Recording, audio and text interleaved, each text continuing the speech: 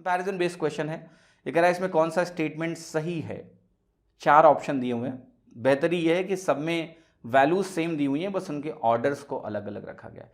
देखिए इस क्वेश्चन को करने का पहला लॉजिक ये होता है कि पहले ऐसे 2 नंबर खोजने की कोशिश करो जिनका ऑर्डर आप देखते ही डिसाइड कर लो। राइट, मुझे यहाँ दिख रहा है कौन से नंबर हैं, वो ये और ये नंबर है। ठीक है। दूसरा यहां पर आपको ये समझना है कि जो डिनोमिनेटर है, जब 1 बाई समथिंग दिया होता है तो डिनोमिनेटर जिसका कम होगा वो वैल्यू ज्यादा होगी। Less denominator means more value. ठीक। अब मैं जरा √5 और √29 इसको देखता हूं। ये देखते ही मुझे पता लग गया कि ये वाला जो एक्सप्रेशन दिया हुआ है गलत दिया हुआ है। ठीक है। क्यों, ध्यान से देखना, क्योंकि √5 की वैल्यू जो है अगर मैं 4th रूट में लिखूंगा तो ये 25 आएगी। यहां पर ये क्या दिया हुआ है, 29। ठीक। अब मुझे बताओ डिनोमिनेटर में कम वाली वैल्यू ज़्यादा रिजल्ट देती है, तो ये वैल्यू तो कम हुई ना। फिर √5 4th रूट ऑफ 29 से छोटा हुआ, 4th रूट ऑफ 29 से छोटा है √5। तो अगर ये छोटा है तो ये वैल्यू जो है रिवर्स में इसकी बड़ी होनी चाहिए, यानी ये लीस्ट हो ही नहीं सकता 1/√5। अगर 1/√5 लीस्ट नहीं हो सकता तो 2 ऑप्शन तो चले गए।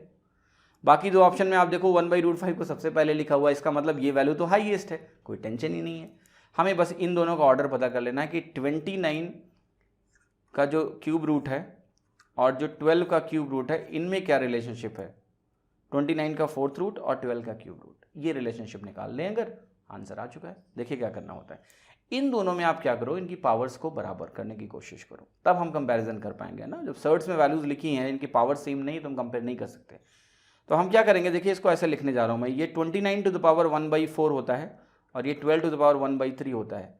इन्हीं नंबर्स को मैं ऐसे रिप्रेजेंट करने जा रहा हूँ कि 29 to the power cube to the power 1/12। अब देखो मैंने इस एक्सप्रेशन को नहीं बदला है।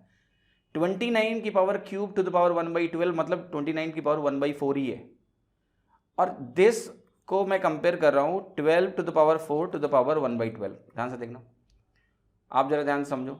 अल्टीमेटली हुआ क्या कि 29 को मैंने 3 पावर चढ़ा दिया, 12 को 4 पावर चढ़ा दिया, ताकि जो ओवरऑल पावर है वो बराबर हो जाए और हम कंपेयर कर पाएँ। बस अब इन्हीं को कंपेयर कर लेना है। कंपैरिजन में ज़्यादा टाइम वेस्ट नहीं करना। देखो कैसे करने जा रहा हूँ मैं। 12 टू द पावर 4 का मतलब 12 स्क्वायर 144, 144 स्क्वायर। 144 स्क्वायर में ज़्यादा दिमाग मत लगाना। 140 का स्क्वायर जो होता है वो 19,600 के आसपास होता है। 144 का स्क्वायर लगभग 20,000। बस इतना ही करना है, कंपैरिजन ही तो करना है। 29 क्यूब में देखिए 29 का स्क्वायर जो होता है वो 841 होता है, इंटू 29 आपको निकालना है। अभी नंबर जरा आप देख के बताओ और सोचो कि ये नंबर कितना होगा।